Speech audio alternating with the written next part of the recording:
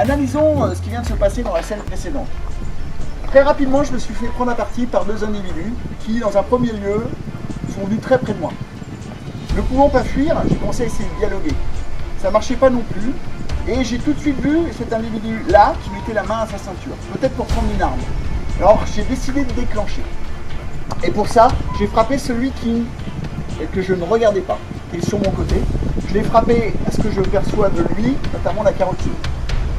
Ici, pourquoi je le frappe lui plutôt que lui? Parce que lui, j'ai plus de chances de le mettre KO par la surprise. D'accord?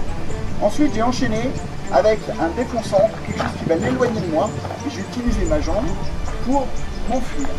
Ce qui est important pour moi, c'est pas de gagner sur eux deux, mais c'est de me mettre hors danger, donc de survivre. Alors on va mettre quelques petites situations pédagogiques afin de travailler ça en salle. Comment on peut préparer ça? Premier temps, on va commencer à essayer de travailler le fait de frapper quelque chose qu'on ne regarde pas. Alors je vais regarder mon interlocuteur de face, et quand la patte va se lever, bam, je vais aller frapper, d'accord?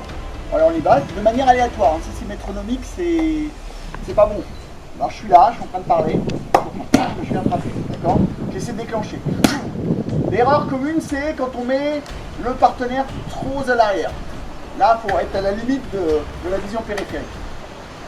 Bam, je frappe, ok? Il y a un petit temps de latence, mais on progresse. La deuxième chose, ça va être d'apprendre à mettre de l'énergie dans cette frappe. Sans regarder, toujours pareil, là cette fois-ci, je vais travailler un peu plus avec mon corps. Je vais frapper plus fort. D'accord? Je dois faire une frappe pénétrante et rebondissante. Il ne faut pas que je fasse ça, par exemple. Pas que je cherche à faire ça, ni ça, d'accord? Là je viens, c'est détendu, ça vient pénétrer et repartir, aussi vite. D'accord? Pour une carotide, ça suffit amplement.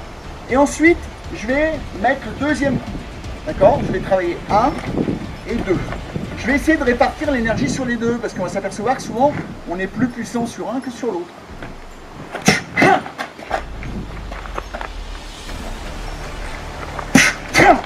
Ok.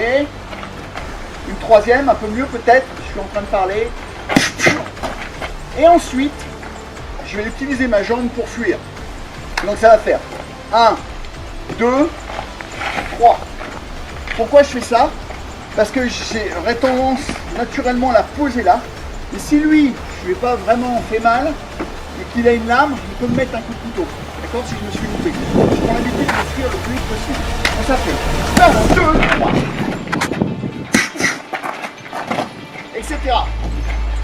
Après, le mode de fonctionnement est plus compliqué encore. Je peux installer un dialogue. Je peux faire que ce soit lui qui déclenche l'action.